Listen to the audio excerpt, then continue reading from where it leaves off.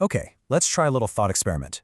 Picture your entire digital life, all your accounts, your files, your data, as this huge fortress. Sounds pretty safe, right? But here's the thing. Who holds the keys? Who's the one deciding who gets in and maybe more importantly, what they can do once they're inside? That's what we're digging into today, the gatekeepers of our digital world, also known as access control. Because let's be real, that fortress, it's under siege all the time, every single day. Attackers are out there, rattling the gates, looking for a way in. In this world we live in now, digital information is basically gold, which means your data, it's always a target. So let's make this super personal for a second. Who do you think is trying to get into your fortress, like right now?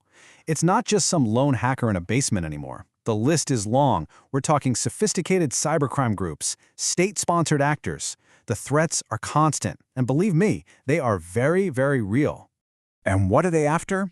Well, they're going for the crown jewels. We're talking your financial records, your private medical history, your entire identity. And for businesses? Oh, the stakes are even higher. We're talking intellectual property, all that precious customer data, and a company's reputation just going up in smoke. So, the whole point of cybersecurity, when you boil it all down, is to protect our data based on these three core principles. It's often called the CIA triad. Pretty cool acronym, right? First, you've got confidentiality. That's all about keeping secrets secret. Then there's integrity, which means making sure your data is accurate and trustworthy, that no one's messed with it. And finally, availability. This one's crucial. It means you can actually get to your data when you need it. Okay, so how do we actually protect these three things? We need a gatekeeper, right? Some kind of system that's smart enough to decide who gets the keys to the fortress and what those keys can open. And that gatekeeper has a name, access control. Now, don't just think of it as a simple lock on the front door. It's way more sophisticated. It's a whole set of policies that restrict what even authorized users can do once they're inside. It basically answers two really important questions. Who gets a key in the first place, and which specific doors can that key open?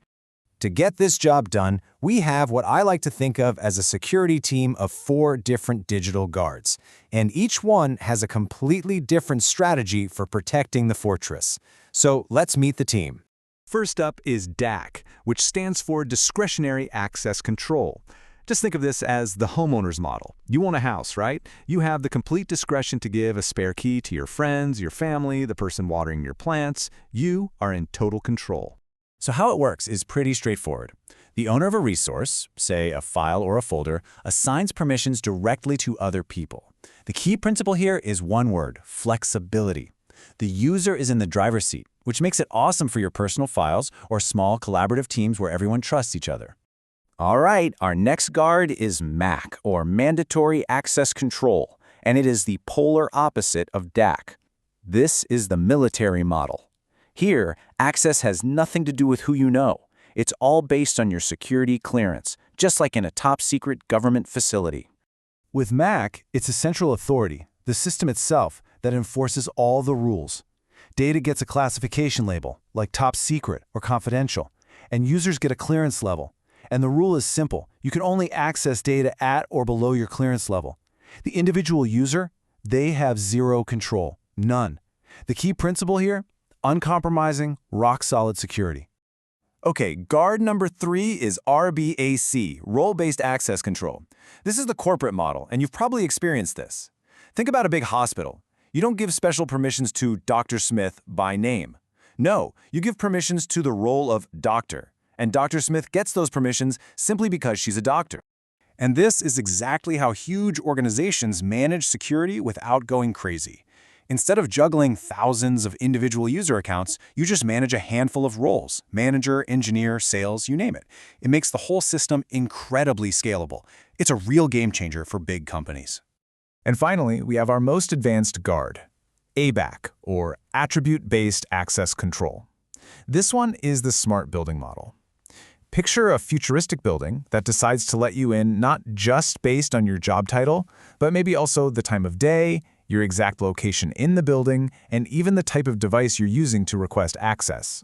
ABAC makes these access decisions in real time, based on a whole combination of attributes. Things like user attributes, their role, their department, resource attributes, how sensitive is this data, and even environmental attributes like the time or IP address.